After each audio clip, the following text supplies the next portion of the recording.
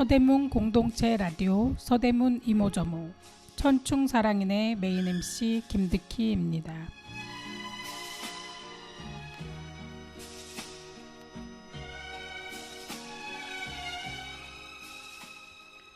추석 연휴에 한글날 연휴까지 올 10월은 5월 못지않은 가정의 달이 되었습니다. 추석이라 가족 친지들을 만난 음식도 먹고 오랜만에 서로의 안부를 물으며 서로를 위로하는 즐거운 명절이 되셨을 거라 믿습니다. 추석의 여독등으로 많이 힘들었을 분들을 위한 위로인 듯한 한글날 연휴는 정말 그 어느 때보다 쉼이 있는 휴일을 제공해 주었는데요. 이제 다시 일상으로 우리가 나왔습니다. 연휴를 마치고 힘차게 일상으로 나가는 멋진 천충사랑인의 청취자분들을 응원하면서 영화음악 페임 듣고 오겠습니다.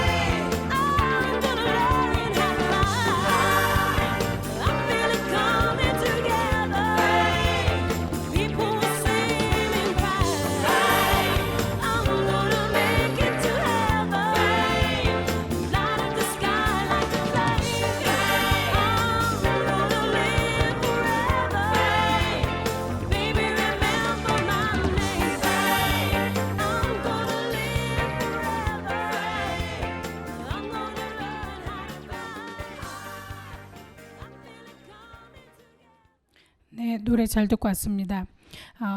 이 노래가 주는 의미는 페임이라는 게 영광, 명성 뭐 이런 의미를 갖고 있거든요. 근데 이제 이런 거를 당신과 함께 나누고 싶다, 함께 하고 싶다 하면서 이제 그 함께 뛰어오르자. 라는 의미를 갖고 있고 그래서 중간에 계속 이런 단어가 나요. Remember, remember, 나를 기억해라.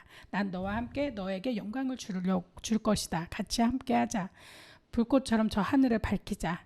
영광으로 이렇게 나오는 노래거든요. 그러니까 잘 계속 이제 들어보면 기분이 좋아지는 음악입니다. 우리에게 그 영광을 준 일이 어떤 게 있을지 우리 오늘 천충사랑인에 나오신 출연진 소개하고 같이 함께 이야기 나누겠습니다. 안녕하세요. 보조 MC 김유득입니다. 네, 반갑습니다. 네, 선생님 안녕하세요. 네. 네. 선생님 사실 아시안 게임이 어제 그저께 폐막을 했거든요. 그렇죠. 예, 16일 동안 그 열전을 마무리하고 8일날 그 막을 내렸는데요. 네. 선생님은 그 이번 아시안 게임 하면서 어떤 걸 많이 느끼셨어요? 우리나라 대표 선수들이 정말 최선을 다해서 노력하고 금메달을 따시고 또 한 경기마다 정말 열심히 하시고 최선을 다하는 모습에 감동을 많이 받았습니다. 그러게요. 이번에 보면 이 종목에서는 우리나라가 약한데라고 했던 종목에서도 너무 열심히 해서 기대 이상의 그 성과를 내고 메달을 따가지고 오는 모습을 많이 봤거든요. 그래서 굉장히 그 기억에 많이 남더라고요. 정말 대단하구나. 저렇게 하는구나. 근데 선생님은 어떤 종목이 가장 이렇게 기억에 남는 게 있으셨나요? 저는 보셨던 것 중에서 축구가 가장 가슴에 와닿았습니다. 우리나라 한일전은 또 자다가 또 일어나서 온 가족이 응원을 하는 그런 귀한 경기잖아요. 근데 한일전에서 1대0으로 지고 있어서 너무 마음이 아팠는데 동점골을 넣고 그다음에 추가 쐐기골까지 박아서 정말 금메달을 따는 순간 한호의 박수를 쳤던 기억이 있습니다. 그래서 온 동네가 들썩들썩했던 그렇죠. 한일전. 네, 우리나라에서는 한일전에서는 꼭 이겨야 된다는 그런 룰이 있죠. 네, 정말 수고 많이 하셨고 이번에 보니까 우리 선수들이 굉장히 힘들게 좀 아쉬운 것도 많고 정말 축하할 일도 많은데 메달을 엄청 많이 땄더라고요. 이번에. 네. 그 메달 순위 3위에 올랐는데 이번 3위는 그냥 3위가 아니던데요. 그래요? 선생님 소개 좀 해주세요. 지금 중국이 메달 1위로 돼가지고 금메달은 뭐 200개, 일본이 51개, 그래서 이제 2위를 차지했는데 우리는 금메달이 42개예요. 네네네. 그리고 은메달이 59개, 동메달이 89개로 메달 순위 3위에 올랐지만 2위보다 메달 수는 훨씬 많다는 거. 네, 2개 더 많네요. 네. 그리고 5순위까지 이렇게 봤을 경우에도 우리 3위하고 4위는 굉장히 차이가 많이 벌어지더라고요. 예, 그러네요. 네. 그리고 뭐 사실 메달 수로 치자 그러면 우리가 2위가 아닌가. 근데 굉장히 우리나라 사람들이 인구가 그렇게 많진 않거든요. 네. 그런데 비해서 굉장히 많은 메달을 땄고 수고를 많이 했구나. 네, 그렇죠. 네. 다양한 얘기가 있지만 우리나라 장미란 역도 선수를 이어서 13년 만에 또 역도에서 금메달을 땄습니다. 그래서 네. 장미란 선수 잊지 못하는데 네네. 운동할 때는 그렇게 막 힘이 써 보이더니 운동을 하지 않고 지금 있을 때는 어쩜 그렇게 이뻐지시는지 그렇죠. 네. 깜짝 놀랐습니다. 네. 그래서 13년 만에 장미란 키즈 박혜정 선수님께서 이번에 역도 선수로서 또 금메달을 따셔가지고 너무너무 좋았고요. 그리고 또 배드민턴에서 우리 선수가 무릎을 다쳤는데도 경기 중에 네. 그래도 또 열심히 또 이겨내셔서 중국 선수를 이겨서 또 2대1로 배드민턴에서 금메달을 딴 것도 눈에 쏙 들어온 얘기 중에 하나였고요.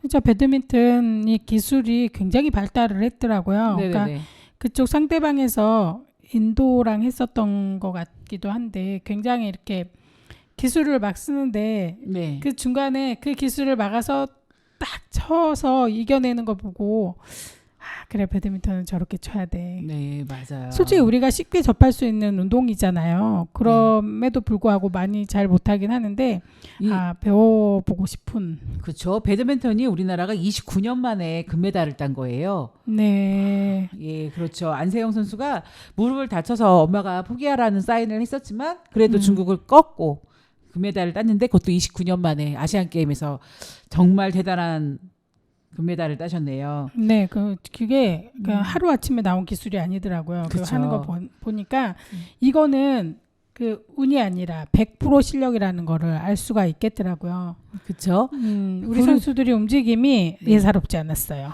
그리고 우리나라 사격과 양궁은 세계를 뛰어넘어서 그쵸. 아시아를 뛰어넘어서 세계 선수권에서도 1등 하시잖아요. 근데 네. 정말 올해도 이번에도 아시안 게임에서 사격과 양궁에서도 많은 금메달이 나왔어요. 그것도 너무 좋았고요. 그렇죠. 그다음에 선생님 롤러스케이트가 또 금메달을 따신 거 아세요? 롤러. 그랬어요. 네네. 그 선생님 좀 설명을 좀 자세하게 해주시면 좋겠네요. 일단 제가 롤러스케이트에서 금메달 딴 거는 이번에 저는 처음 봤거든요. 네네. 그것도 좀 너무 좋았고요. 그리고 또 다양하게 금메달 따신 분들이 많이 있으신데 뭐 수영할 때 어땠어요? 수영이요? 아시안 게임 수영 제가 한번 확인해 볼게요.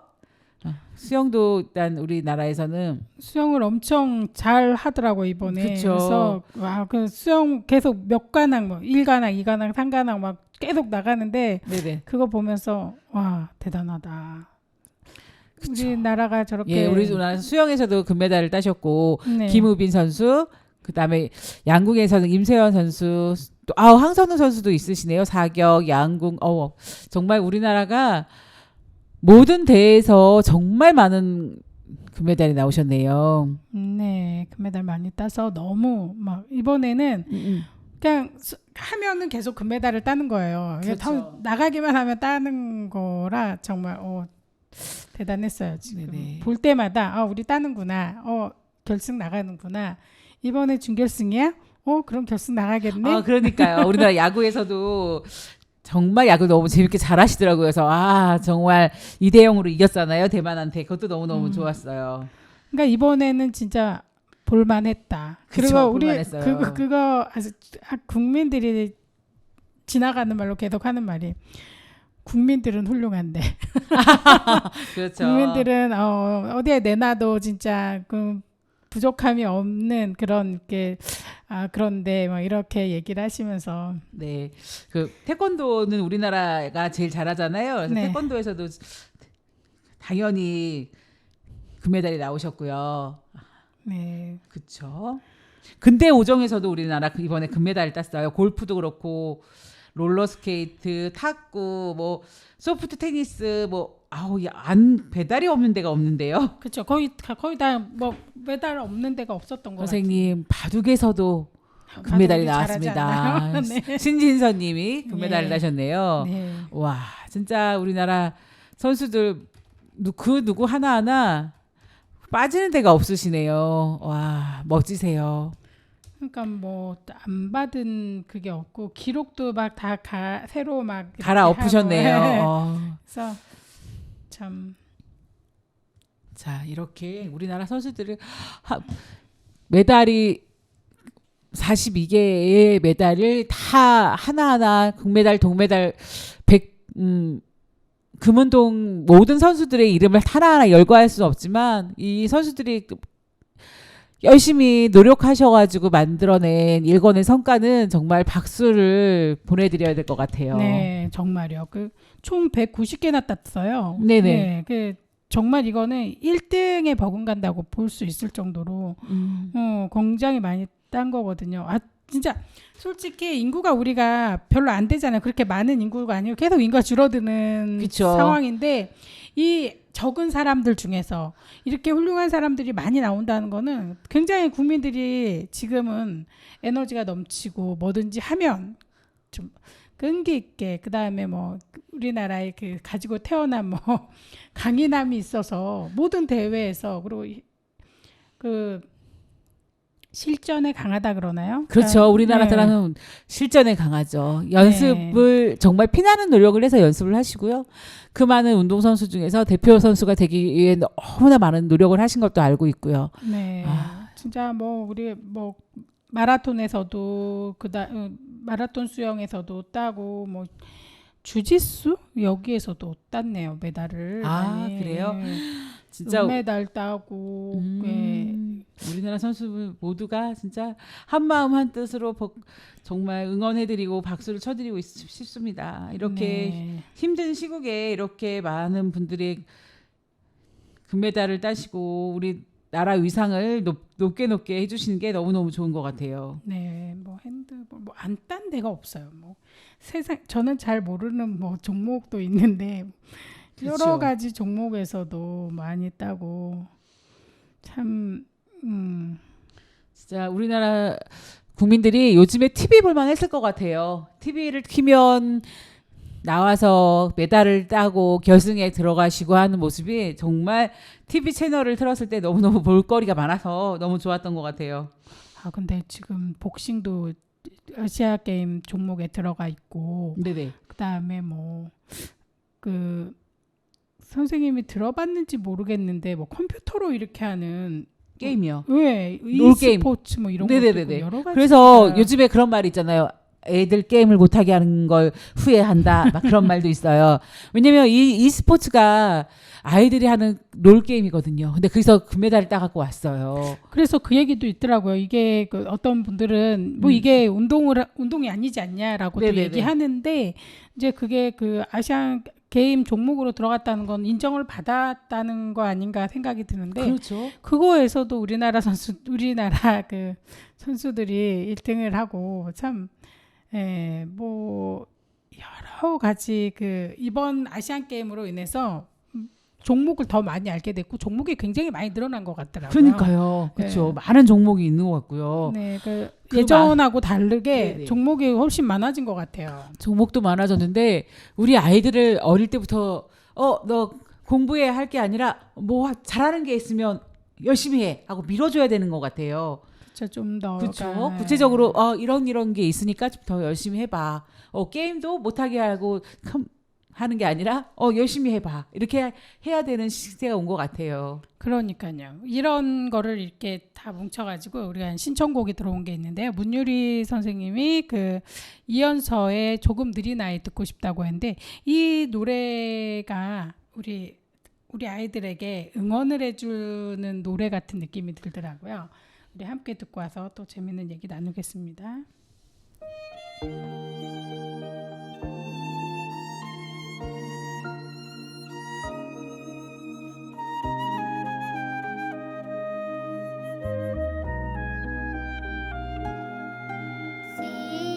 시간보다 더 빠른 세상에서 친구보다 앞서라는 세상에서 누구보다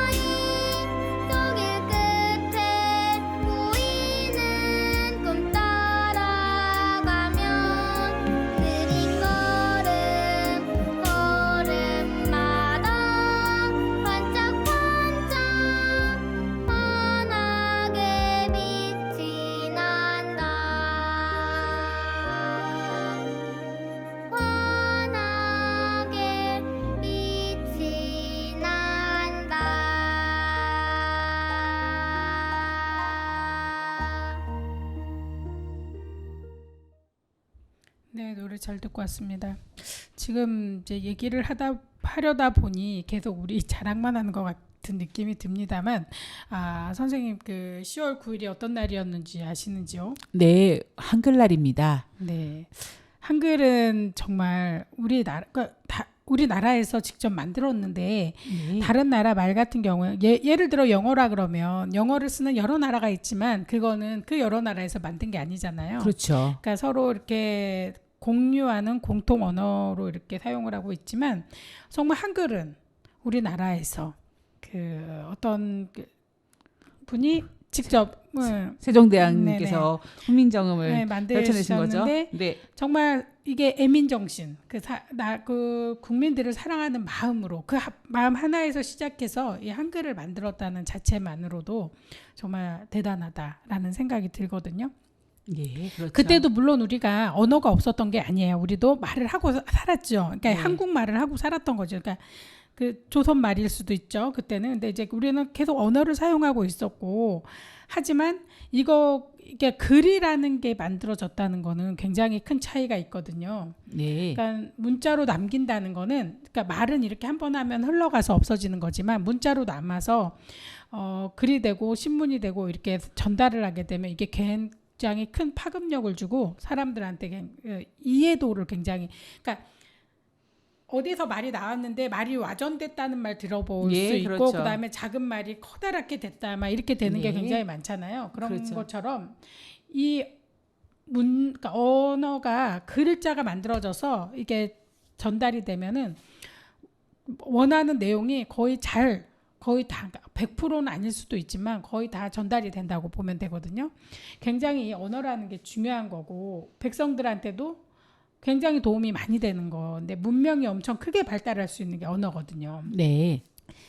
근데 이 언어를 세종대왕이 진짜 이거를 국민들을 그러니까 본인들은 글이 있었어요. 옛날에 한자가 있어서 한자를 서로 이렇게 그렇죠. 소통을 했잖아요. 네. 이 한자도 우리나라의 민족이 만들었다 이렇게 말이 나오기도 하는데 제가 이제 뭐 이게 맞습니다 아닙니다라고는 말을 못하지만 그렇게 이제 그 내용이 전해지고 있는데요.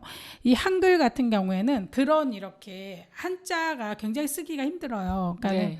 그 양반이 아닌 경우에는 한자를 배워가지고 이렇게 소통한다는 게 쉽지 않고 자기가 원하는 걸 옛날에는 거의 뭐 방송도 없고 핸드폰도 없고 하니까 내가 원하는 말을 전하려면 글을 써서 보낼 수밖에 없잖아요. 그렇지 않으면 그렇죠. 아예 소통이 안 됐잖아요. 네. 그리고 소통할 수 있는 방법은 진짜 연기를 떼거나 불을 지펴 올려서 아니면 새를 통해서 이렇게 전달했는데 글이 있어야지 그 새라도 통해서 하는 것처럼 네. 이제 국민들도 이렇게 모르게 사는 건 너무 안 됐다 생각을 하셔가지고 이렇게 글을 만들었는데 정말 이건 대단한 것 같아요. 그래서 세종대왕은 어떤 분이셨는지 언제 이 한글이 만들어졌는지 한번 보겠습니다. 그 세종대왕의 성함은 이도라고 하시는 분이고요. 네. 시호는 세종대왕이라고 돌아가신 후에 이제 만들어진 거겠죠. 네. 그 다음에 생년월일은 1397년에서 1450년 예. 동안 이렇게 재위를 하셨고, 그때는 이제 생물년이고 그 재위는 1418년부터 1450년까지 하셨고요. 자녀가 몇 명이셨는지 아시는지요? 글쎄요. 다자녀를 두셨다고 들었던 것 같아요. 맞습니다. 18남 4녀. 네. 이거를 두고 말이 많기는 합니다만 예, 대단히 그 자복하셨네요. 자녀분들이 네. 많고 취미는 공부, 독서였으며 좋아하는 음식은 뭐 고기를 굉장히 좋아하셨다고 얘기는 들으셨을 것 같은데 네. 근데 관심사가 백성을 위해서 내가 뭘 할까, 뭘 할 수 있을까라는 그 애민 정신이 있었다는 거예요. 다른 것 다 떠나서 백성들을 위해서 뭔가를 하고 싶어 하셨다는 게 굉장히 중요한 것 같아요. 예. 그 마음이 있었기 때문에 이렇게 여러 가지 우리 국민들을 위해서 우리에게도 굉장히 좋은 게 많이 남았는데요. 선생님 한글에 대해서 혹시 알고 계시는 거나 얘기해 주고 싶으신 게 어떤 게 있으신가요? 한글에 대해서 어떤 얘기를 말씀하시는 잘 모르겠네요. 선생님 혹시 훈민정음에 해례본이 있다는 걸 들어보셨나요? 아, 예, 들어봤어요. 네. 네. 그리고 그러니까는 그 해례본이 있는데 언해본도 있고 해례본이 있는데 그 해례본은 예. 그 한글을 왜 만들었는지 그 목적과 그다음에 그거를 어떻게 만들었는지 해석을 해놨어요. 아, 그래요? 네, 그러니까 네네. 한글을 내가 왜 만들었는지 아, 1번 그다음에 이거의 창제 원리 이거 네. 어떻게 만들었는지 이거는 혀를 이렇게 굴려가지고 이렇게 하는 거고 이렇게 만들었고 이렇게 발음하는 거야라는 거를 자세하게 설명을 네. 해놓은 부분이 있어요. 예. 그 첫 번째는 앞부분은 세종대왕이 지으셨고 뒷부분은 집현전 학자 정인지, 최양, 박팽년, 신숙주, 성삼문, 이계, 이선노, 강희안 등 8명이 함께 지었는데요. 네. 그 세종대왕이 쓴 정음편이라고도 하고 예의편이라고도 부르는데 이 부분은 신하들이 예의편이라고 부르는데 이 부분은 세종대왕이 서문을 쓰고 예의를 이렇게 썼어요. 근데 그 예. 내용에서는 내가 왜 이거를 썼는가 그쵸. 그거에 대해서 이제 설명을 하고 이 28자에 대해서 또 설명을 해놨습니다. 그러니까 저희 한글의 우수성을 세계가 다 알아주지 않을까 싶네요. 네. 그리고 이 뒤에 이제 뒷부분은 그러니까 세종대왕이 이 28자에 대해서 설명을 해서 이제 썼잖아요. 앞부분에다가. 그렇죠. 네. 근데 뒷부분에는 이제 학자들이 왜 어떻게 이게 지어졌는지 설명을 쫙 써놨어요. 근데 예, 이게 예. 다 뭘로 쓰여 있을까요? 한자. 네, 있죠. 맞아요. 한자로 쓰여 있어요. 네. 거의 다 한자로, 그러니까 거의 99%가 한자로 다 써 있는 거죠. 그렇죠. 예, 한자로 써서 설명을 한 거예요. 그러니까는 지금 이거를 해설을 국민들이 한글로 써놔도 못 알아보겠지만 한자로 해서 이렇게 남긴 거예요. 자세하게. 네네. 그리고 이제 그 해례본이라는 게 해설서라는 뜻이에요. 그렇죠. 예, 예. 그래서 이제 그 앞부분을 그 태종대왕이 쓰신 부분에도 서문이 있고 그 다음에 설명이 있고 뒤에 연구자분들이 썼던 내용에도 서문이 있고 해석하는 부분이 있고 이렇게 나와요. 근데 이제 언해본이라고 하는 거는 이제 또 나와 있는데요. 예. 그 언해본은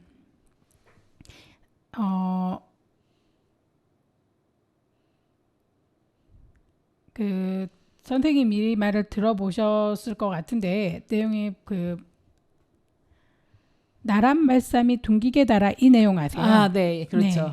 이게 이제 서문이라고 하는 내용이거든요. 우리가 이제 그러니까 학교에서 배웠던 거. 그렇죠. 예, 이게 이제 훈민정음 언해본의 전문 네. 원문 해석 총정이 이렇게 돼 사람들이 이제 굉장히 많이 공부를 하고 있는데 그게 훈민정음 언해본이라고 하는 게 있어요. 언해본이라는 거는 한국말로 써놓은 곳이거든요. 네네. 이게 어떤 내용이냐면 나란 말 서문에 나와 있는 게 네. 나란 말씀이 둥기게 달아 문자와로 서로 삼았디 아니할세 이런 네. 전차로 어린 백성이 니르고저 홀빼 있어도 마참네 제 뜻을 실업하지 못할 놈이 하니라 내 일을 위하여 어여삐 여겨 새로 28자를 맹가노니 사람마다 희여 수빈이겨 날로 쓰매 편안케 하고자 할 따름이니라 라고 이렇게 돼 있거든요. 그렇죠.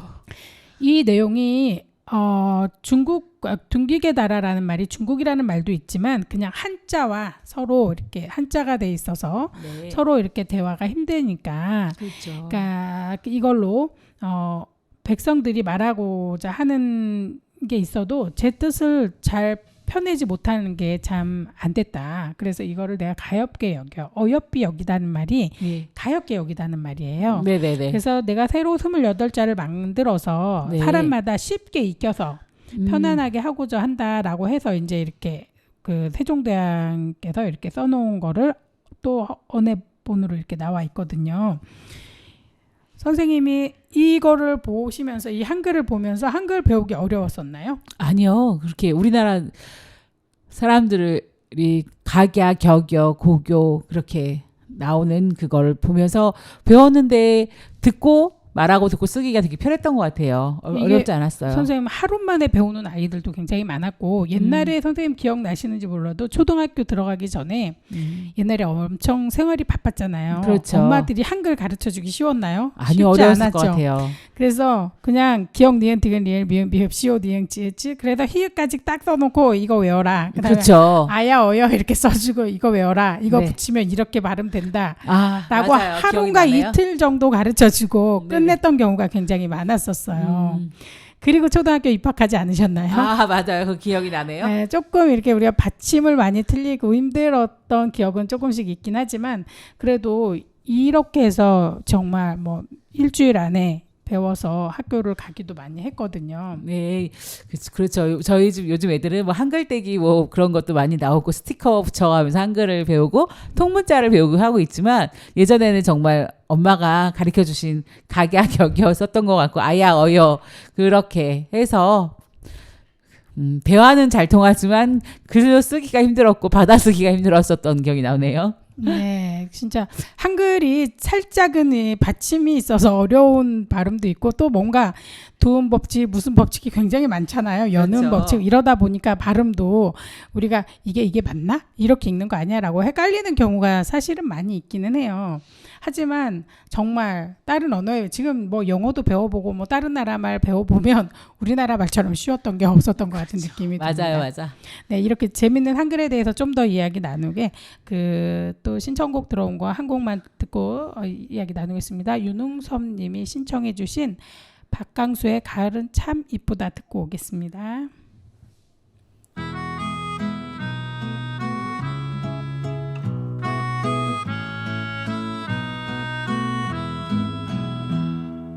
가을은 참 예쁘다 하루하루가 코스모스 바람을 친구라고 부르네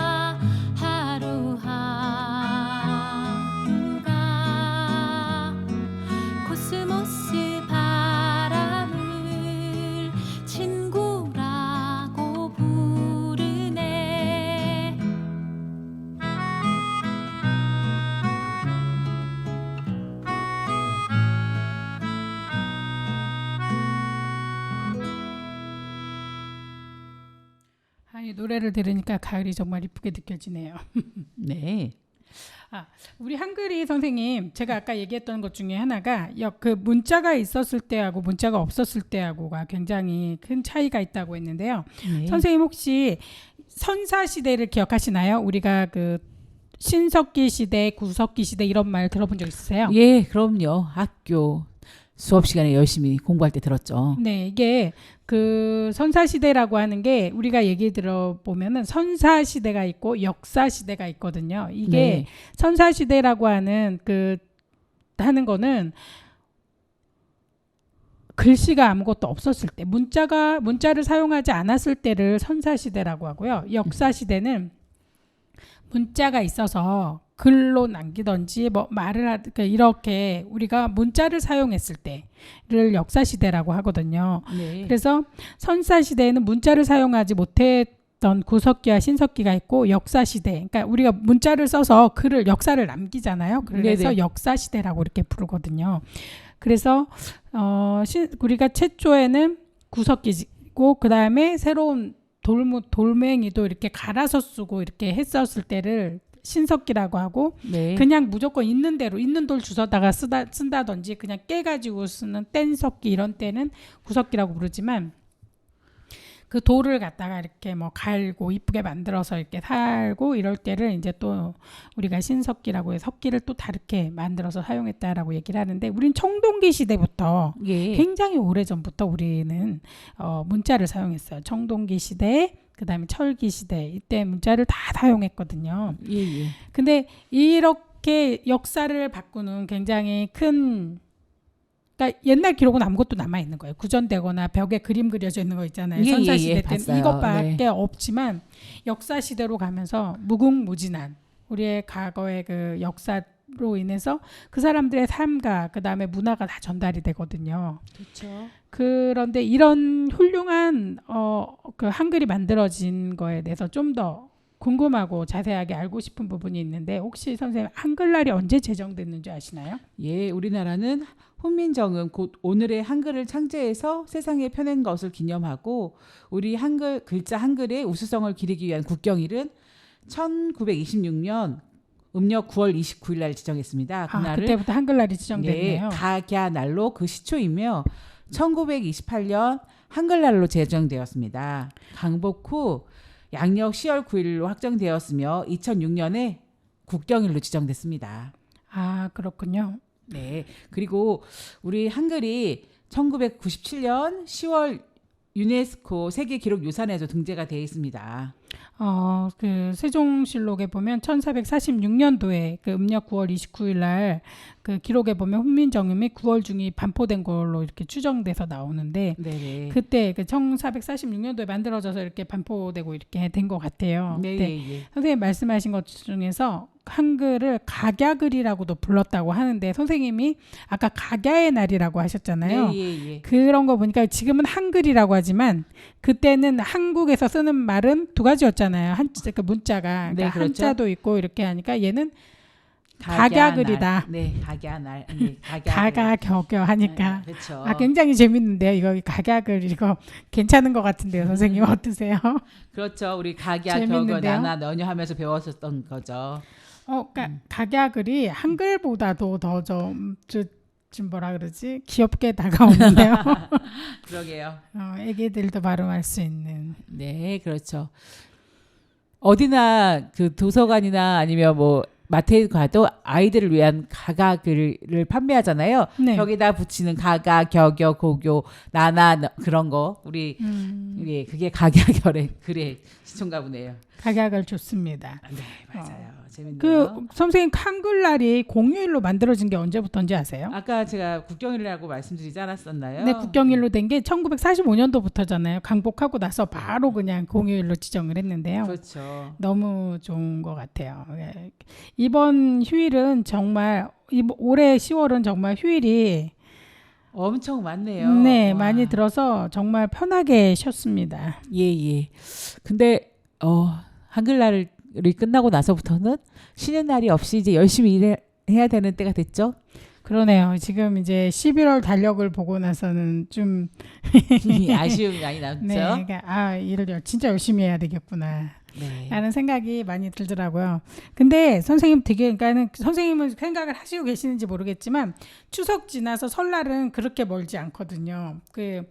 지금 1월부터 8월까지 가야지만 추석이 오잖아요. 근데 그쵸. 음력 1월 1일부터 그러니까 음력 8월 15일 지나서 추석 지나서 1월까지는 한 4개월 정도 남았기 때문에 그래도 힘들다고 해도 그래도 또 이제 추석 명절 연휴를 그렇게 오래 안 기다려도 오는구나. 설 명절이 생각이 그렇죠. 네. 들더라고요. 그러니까 계산을 하게 되더라고요. 갑자기 저는 이거 언제 또 시나. 근데 추석 명절이 너무 막 반갑고 그립고 막 사람들이 더 크게 막 생각하는 거는 아주 오랜 동안 못 쉬어서 그런 명절 그러지 않았을까라는 생각도 들고 그다음에 먹는 게 굉장히 풍부하잖아요. 그렇죠. 설에 지내는 거와 다르게 굉장히 풍성한 음식으로 뭐 제사상도 아마 좀 다를 것 같아요. 설에 올리는 제사상과 차례상, 제사상 뭐 이쯤에 올리는 거는 좀 다르지 않을까. 네, 그런 그러네요. 느낌이 들더라고요.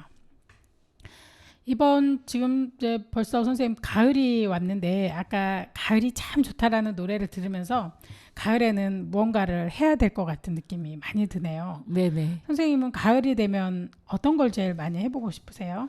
가을은 뭐니 해도 여행 아닐까요? 그러니까요. 날씨가 비도 가끔 오긴 하지만 정말 장마도 없고 하늘은 맑고 쾌청한 그러니까 너무나도 예쁜 하늘을 보면 집에 있는 게 뭔가 문제가 있는 것 같은 느낌이 들면서 신발 신고 밖으로 나가야 될 것 같은 마당에 그렇죠. 서서라도 문 밖에 나가서라도 하늘을 바라봐줘야 될 것 같은 느낌이 들더라고요. 그러겠네요. 근데 선생님 가을 되면 우리가 정말 기대하고 이제 좀 단풍이 예쁠 것 같은데 라고 생각을 많이 하잖아요. 그렇죠. 가을은 또 단풍의 계절 아닐까요 싶네요. 네, 그래서 선생님은 혹시 뭐 가을이 되면 쉽게 갈 수 있는 그런 데가 어디 있으세요? 선생님이 자주 가시는데. 저는 그렇게 자주 여행을 다니지는 않는데 각 청량리를 많이 이용을 해요. 청량리에서 열차 타고 네. 가까운 양평, 가평 뭐 그런 쪽으로 친구들 만나러 가거든요. 저는 되게 좋은 것 같아요. 그러게요. 그쪽이 진짜 멀지 않은 곳이면서도 굉장히 자연이 많이 녹음이 지고 그게 다시 단풍으로 이렇게 우리에게 가을에 예쁜 화려한 색깔을 이렇게 선사해줘서 너무 이뻐요. 네네네. 선생님 좋은 데로 가시는군요. 뚜벅이들이 만나서 갈 수 있는 거는 기차 여행인 것 같아요. 멀지 않고 당일로 갔다가 짧은 시간 여행을 하고 온다는 것 자체도 좋더라고요. 맞아요. 진짜 그거 정말 좋아요. 진짜 기차로 1시간 정도 이내에 갈 수 있는 공간은 우리에게 뭐 축복을 준 공간이죠. 내려서 정말 자연도 좀 만끽하고 공기도 좋은 공기 마시고 그다음에 밥도 맛있는 거 사 먹고 오면 그게 힐링이지 않을까 드는 생각이네요. 그런 예. 생각이 많이 드는데요. 그렇게 이제 기차 여행을 못 가는 경우도 있잖아요. 그것도 진짜 날 잡아야 가는 건데 네네. 선생님이 가평이나 이렇게 거기 가면은 어떤 활동을 하다가 오세요? 친구들과 일단 양평역에 내려서 가까운 곳은 이제 걷기보다는 그냥 택시를 타고 좋은데 여행지를 가달라고 부탁을 하고 그래서 여행하고 오거든요. 근데 택시기사 분에게 의지하고 가시는 건가요? 그쵸. 그럼? 그것도 괜찮은 방법이네요. 네. 모를 경우에는. 그렇죠. 길을 잘 모르기 때문에 네. 저희가 어디가 좋겠다 하고 이렇게 말씀드리면 금방 데려다 주시더라고요. 그래서 힘들지 않게 여행을 하고 있죠. 근데 서울 시내에도 가볼 만한 여행이 많은 것 같아요. 그렇구나. 서울 시내에 대한 여행지는 선생님이 노래 한 곡 더 듣고 와서 선생님 소개해 주시면 좋을 것 같은데요. 네. 김사면 선생님이 신청해 주신 유채훈의 동행을 듣고 와서 우리가 선생님 서울에서 우리가 좀 더 쉽게 자연과 친해질 수 있는 공간이 어디 있는지 한번 말씀 나누겠습니다. 네.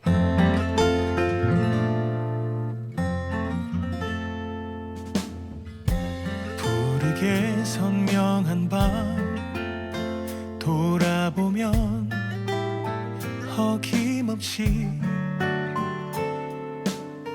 다정한 사람아 고마워. 다시 한번 가득 널 품에 안고서 부를게 언제나 그리운 달빛바다 네 이름.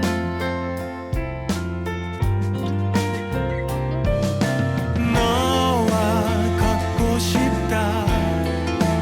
끝없이 길고 긴 밤을 고요한 별을 보며 함께해.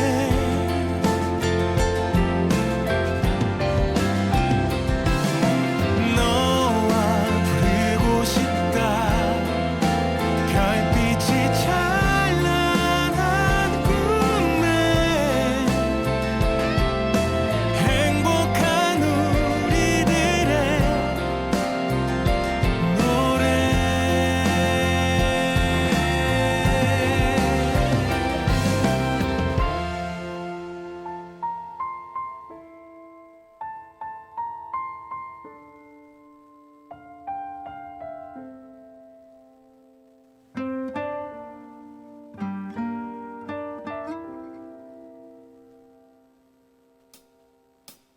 쉴 곳 없이 모지게 달려왔지만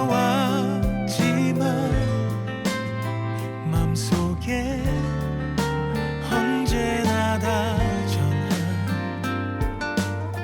가을 하늘 네 얼굴.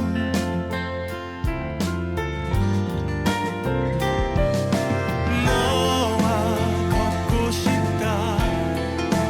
끝없이 길고 긴 밤을 고요한 별을 보며 함께해.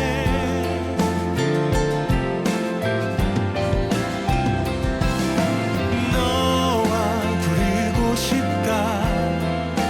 별빛이 찬란한 꿈에 행복한 우리들의 노래.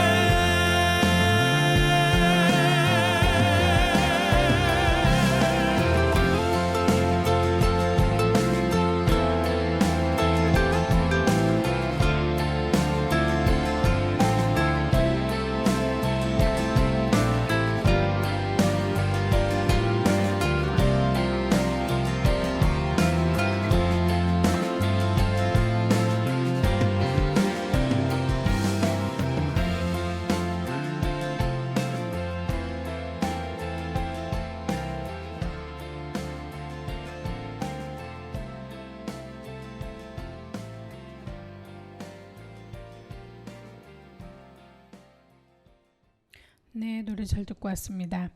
네, 가을에 우리가 여행 가고 싶었던 여러 군데가 많이 있긴 한데 서울에서 갈 수 있는 그 가까우면서도 뭔가 이색적인 공간이 어디가 있을지요, 선생님? 예, 일단 남산을 가게 되면 남산 공원을 볼 수 있고 그다음에 N타워, 남산 N타워를 가서 서울타워를 올라가면 서울 시내가 다 내려다 보잖아요. 그래서 차 한 잔 드시면서 서울 구경을 할 수 있고 네. 남산을 가면 단풍이 많이 들어있는 곳을 볼 수가 있어요. 그리고 우리나라에서 한옥마을, 북촌 한옥마을도 있어서 가까운 거리에 한옥을 보고 조선시대에 만들어진 한옥을 잘 볼 수 있고요. 그리고 우리나라 그 경복궁도 있어요. 아, 그렇죠. 그리고 그 선생님이 말씀하신 한옥마을 저도 가봤는데 너무 좋았고요. 그래서 궁도 굉장히 그 단풍이 많이 들고 예쁘더라고요. 그렇죠. 경복궁, 덕수궁 다 주죠. 덕수궁, 뭐 창경궁 구경궁. 너무 예. 예쁜 데가 많더라고요. 근데 더 중요한 거는 우리가 이제 경복궁, 덕수궁 이런 데 굉장히 저렴해요, 입장료가. 네. 그래서 그리고 한복을 입으면 공짜인 것도 아시죠? 그렇죠. 한복을 항상 입고 해야 되겠네요. 그리고 경복궁 같은 경우에 지금은 뭐 3,000원 입장료, 덕수궁 1,000원 막 이렇게 돼 있는데 굉장히 저렴하면서 우리가 갈 수 있는 공간이고, 국립중앙박물관, 그다음에 서서울 호수공원 뭐 이렇게 갈 곳이 굉장히 많아요. 네. 선생님 더 아는 곳이 있으신가요? 저는 지금 그 별마당 도서관이라고 각 그 책을 읽고 하는 곳도 있어서 한번 네네. 소개해드리고 싶고요. 네. 네. 그리고 또 가볼 수 있는 거는 명동에, 우리나라 명동 가시면은 많은 사람들이 오시잖아요. 네. 네. 그래서 많은 분들이 오셔서 그 다양하게 명동 난타 같은 공연도 볼 수 있고, 또 많은 외국인들 오셔서 명동에는 우리나라에서 판매하는 다양한 화장 여러 가지를 볼 수 있잖아요. 그것도 좋았던 거고, 청계천도 정말 잘 만들어져 있어요. 좋은 네. 데가 많네요. 그리고 시내 조계사, 뭐 봉은사 이런 데도 많이 있는데 네, 청와대도 있고요. 네, 우리나라에서 정말 만들어 놓은, 그러니까 예스러운 그런 집들도 볼 수 있는 데다가 절이면서 거기에 굉장히 잘 꾸며져 있거든요. 구경 네네네. 가셔도 좋을 것 같고, 이렇게 이제 서울숲공원 아까 말씀드렸는지 몰라도 올림픽 공원도 있고 우리가 무료로 이용할 수 있으면서도 좋은 곳이 많은데, 선생님 어린이대 공원 가보셨어요? 어릴 때 많이 가봤죠. 거기는 굉장히 공간도 넓으면서 자연이, 그러니까 아이들이 뛰어놀기에 굉장히 좋아요. 그리고 놀이기구 탈 때도 이게 입장료를 내는 게 아니라 탄 만큼 이렇게 낼 수 있고, 어른은 안 탈 때 아이들만 태울 수도 있고 해서 굉장히 이것도 이제 뭐 비싸지 않게 이렇게 놀 수 있는 공간이어서 좋았어요. 여의도 한강공원 빠지면 아쉽네요. 그러네요, 진짜. 요즘에 한강이 막 핫플레이스 같아요. 불꽃 축제도 있었고. 되게 맞아요. 아주 그냥 100만 명이 모였다고. 이번에 정말 안전하게 보셨다고 하니까 너무 좋더라고요. 너무 다행이네요. 정말 이번 올해도 진짜 많이 이렇게 이제 가을로 접어들어 왔네요. 벌써 선생님. 예. 10월 8일 뭐 아시안 게임 끝나는 폐막식이 있었던 날이 한로예요. 차니슬이 맺히는 날이었거든요. 예. 이렇게 계절이 우리 몰래 살짝 이렇게 변해가면서 이제 10월 24일이면 서리가 내리기 시작하는 상강이 온대요. 네. 이렇게 하면서 이제 계절이 막 가고 있거든요. 이 계절 가는 거 아쉬워하지 말고 좀 더 이렇게 추억을 누리면서 행복하게 살았으면 좋겠는데요. 선생님 마무리 말씀 한 말씀 해주시면 듣고 우리가 신광섭님이 신청해주신 김동규의 나만의 슬픔 들으면서 마무리하겠습니다. 네, 우리의 한글을 소중하게 여기고 살아갈 수 있는 한글날이 있어서 너무 좋았고요. 우리 선수들이 최선을 다해서 게임을 하신 아시안 게임 정말 고생하셔서 너무 좋았고요. 이렇게 방송할 수 있어서 너무 좋습니다. 감사합니다. 너무 감사합니다.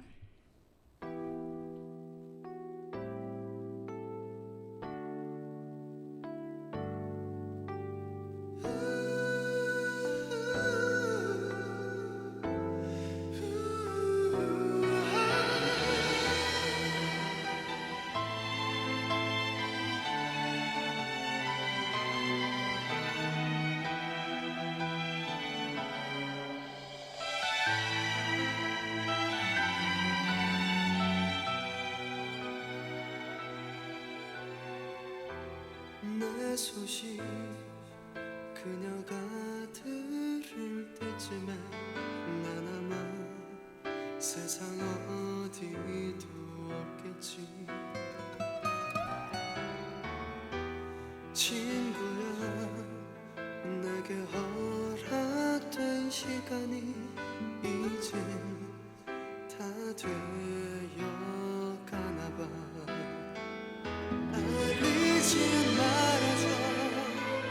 차라리 그녀가 모르게 아무런 슬픔도 남기긴 싫어. 연락이 닿아도 올 수가 없을 거야. 이제는 다른